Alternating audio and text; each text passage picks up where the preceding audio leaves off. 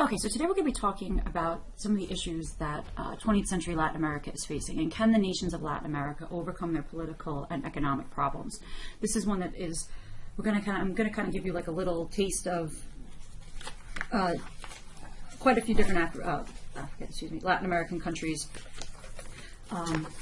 But starting with the first question is, has the United States been friend or foe to Latin America? So remember, I said this before in class, that everything post-World War II has to work within the context of the Cold War, and that really influenced our relations in Latin America to a great deal, in some instances to benefit, in some instances to detriment of some of the people of Latin America. But from 1933 to 1945, we had instituted something called the Good Neighbor Policy. And in the Good Neighbor Policy, we had withdrawn a lot of our troops in Latin America and had vowed not to intervene, not to get involved in Latin America. Because prior to 1933, we had more than 30 military interventions within Latin America in the desire to protect U.S. interests. Because the U.S. had a lot of economic interest in Latin America, a lot of private investments made by American companies and entrepreneurs, a lot of loans given from American governments, and about a third of all the U.S. investments abroad were focused in Latin America. So originally, we had this policy of intervention and used secret operations to maintain power because we had such a large economic interest in the region. The U.S. regarded, now all of this is going to change. So we had all this intervention in Latin America prior to 1933. So 33 to 45, which is during the course of World War II, we decided to try to kind of lay off and be the good neighbor. All of that is going to change after World War II in the context, again, of capitalism, especially after Cuba goes communist in, I believe it's 58. So we basically regarded any reform movements as communist threats. So if we saw any inkling of communism coming into the region, we immediately responded with intervention. And in the end, we wound up backing some pretty brutal military dictators.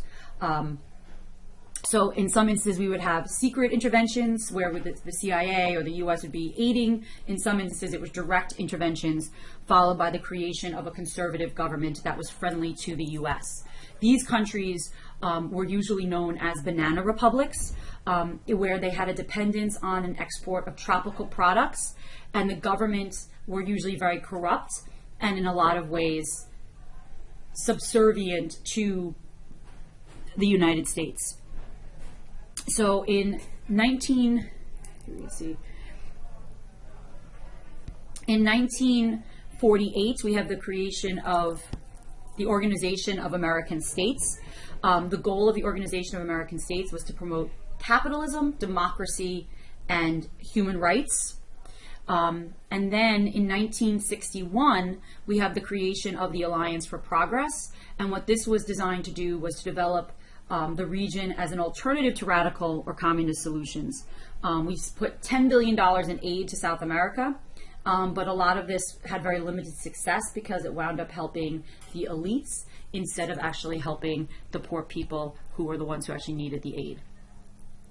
So the next question is, how is the society of Latin America changing? So I'm going to go a little bit into talking about women. So women did not gain the right to vote in many Latin American countries until about 1929. Some of the Latin American countries did not give women the right to vote until the 1940s or 1950s. Women were always kind of associated with the church. They're definitely more religious. I can say for a fact when I was in Nicaragua and we went to church on Sunday, the church was almost completely women and all the men were outside probably drinking. So the women were more associated with the church and religion. And a lot of the reformers and revolutionaries feared that the women would actually be too conservative. So they blocked their ability to vote. The male attitude was that women really should just be concerned with the home and the family, and they should not be concerned with political ideas. Once they did get the right to vote, they still didn't really have much say in politics because a lot of the national political parties had deep-seated prejudices against women, so there weren't many women candidates running for office. Now, just before World War I, like we see in other parts of the world, women were beginning to become more integrated into the workforce. Women began to enter the industrial labor force in very large numbers. So for instance, in 1911, in Argentina, women made up about 80% of the textile workers. However, their wages were much lower than men. Many women actually did join socialist labor organizations because socialist labor organizations are usually pretty friendly to women's rights. Now, in other places like Peru, Bolivia, and Ecuador, now one thing that these three countries have in common is they have a very large indigenous population. These women controlled smaller scale commerce, meaning they were like their own little business owners and shop owners, and they would do that to help supplement the family income. And so they were much more politically active because they were much more economically active. Now, by the mid-1990s, though, the position of women in South America and Latin America was closer to Western Europe and North America, closer than any other place in the world. So you would say that, like, North America and Western Europe women have the most rights. South America and Latin America, well, Latin America would be like the third. 9% of the legislators in Latin America are women, which is actually higher than any other region in the world. They have had female heads of state in places like Brazil and in places like Argentina. Now, in 1950, the population of Latin America was 165 million. By 1985, the population had gone up to 400 million. So we see a lot of pressures in the region as far as jobs because of the increasing population. A similar issue we see in parts of Africa. So if we look at here, we can see the population of people living below the national poverty line. So if you see in places like Argentina, it's about 20 to 30%, but in places like Brazil, 30 to 40%. Other places like Peru and Colombia, you're talking 40 to 50%. Bolivia, greater than 60% less than 60%, but upwards of 60% of the population. So a large amount of people living within poverty. Very few places in South America will be considered very developed, similar to what we see in Africa. Very different from what we see in the global north, in parts of Europe and parts of the United States and North America. So if we look at this, this also shows us infant mortality rates, which tend to, so this is infant mortality rate, so per 1,000 live births. So you can see certain areas, especially places like Bolivia, very high infant mortality rates, especially parts of Brazil also have very high infant mortality rates. So here you can see the population growth. So projected population by 2050 is projected to be about 808 million. So this puts, like, again, a great deal of pressure in the region, excuse me, because it's not a country.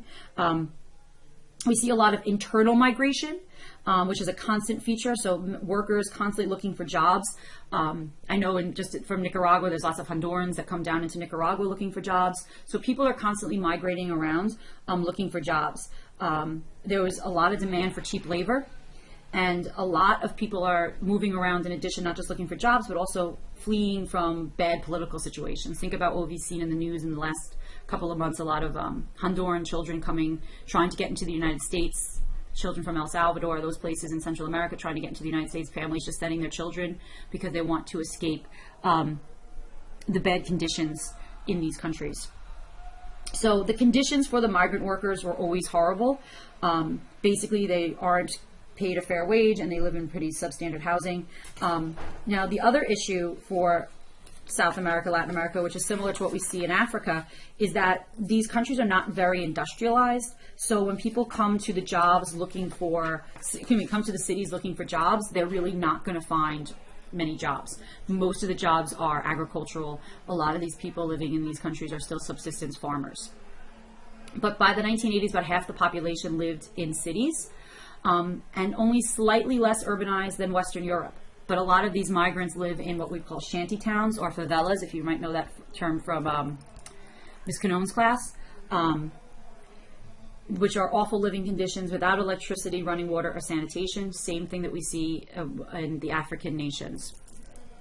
So this shows us the amount of money sent back to Latin America from people. So basically, a lot of people will then choose to leave the country completely, and they will send money back home. And you can see how large of a number this is, and how really in some instances these countries' economies are dependent on these remittances. Remittances are the money that's being sent back home from people who have left home. Like I know in Nicaragua, that the average Nicaraguan worker makes about $150 a week, $150 a month. To go to college, it's about $150 a month. So that's completely beyond the reach of most people. Most people who do have the opportunity to go to college in Nicaragua, it's because they have family living outside and that send money back, and that makes it possible for that person to go to college. So here we can see the prevalence of poverty. So you see Honduras has one of the highest rates of poverty. And we can see most of these places, you're talking about upwards of 10. I think the least poverty-stricken area is Chile, and you're still talking about 10% poverty. And here we can see the large numbers of rural to urban migration, in Latin America. So Brazil in particular is known for what are called the favelas, which are these shanty towns that ring the city of Rio de Janeiro. So this is, you can see what some of these favelas look like. They're very precariously built right up into the countryside, right up on the hillside. Eventually, over time, they do get absorbed into the city itself, and they will eventually get some sort of infrastructure, but that's a really long, slow process. So here you can see this is the city of Rio de Janeiro, and you can see kind of in this area here, some of these favelas on the sides of the mountains. And you can see what some of these look like. So the question is, why are the economies of Latin America doing so poorly? Until the 1940s, many of these countries were still very much tied to their mother countries. In the 1970s, many of these countries had large amounts of foreign debt to foreign nations, which meant that they took out loans for development, and a lot of that money was wasted and not used to best serve the people. For instance, in 2002, Argentina defaulted on its debt and faced this massive economic crisis with these crazy high rates of inflation, and it led to social instability. The government, in response to these conditions, had to cut back services in order to be able to pay their debts, which then kind of hurts the people even more, because now they're cutting back on things like education and other basic services. A lot of these countries still don't have access to things like running water, to electricity. If they do, it's because they've somehow managed to create some sort of renewable energy themselves. But other than that, like, I keep using Nicaragua as my example, but because I have the most knowledge of Nicaragua. But you go outside of Managua, which is the capital city, and there is no electricity and no running water. The village we went to the last time, this past year, did have electricity because the village themselves pooled their resources together and got a grant in order to build a hydroelectric plant because they had fast running water in their area, and they did it completely without the aid of the government, and still essentially were what we would call off the grid because they weren't tapped into the major power lines of the country. So we see many of these countries, those services that we think of as necessities, sewer systems, running water, electricity that we expect the government to help provide for us, are just not there. You know, dirt roads, no public transportation, you know, again, all these things that we would expect from our government, and they're just not there because the money's not there. We also see in the government tried to do something called import substitution. So the governments are trying to encourage local manufacture and trying to produce all of the goods that they needed at home. This really didn't wind up working. Most of the goods were very poorly made, and they didn't wind up creating enough jobs for the people. We see a lot of the farmland that is used is owned by agribusinesses and is used for export. Most of these people are subsistence, if they do own their own land, they're subsistence farmers. If they do farm for export, they produce something like a cash crop like coffee. It's all work that's done by hand. There's not a lot of mechanization, so it's very labor intensive. So there's not that much money that the people are going to make off of their farming. So they're living very bare bones existences. As a result of this kind of led people to move towards the international drug trade, because you could make a heck of a lot more money growing cocaine in Colombia than you could growing coffee. And if you are someone living at the bare subsistence level, you need to do what you need to do to support your family. And that's why many farmers resorted to the growing of things like, of drugs.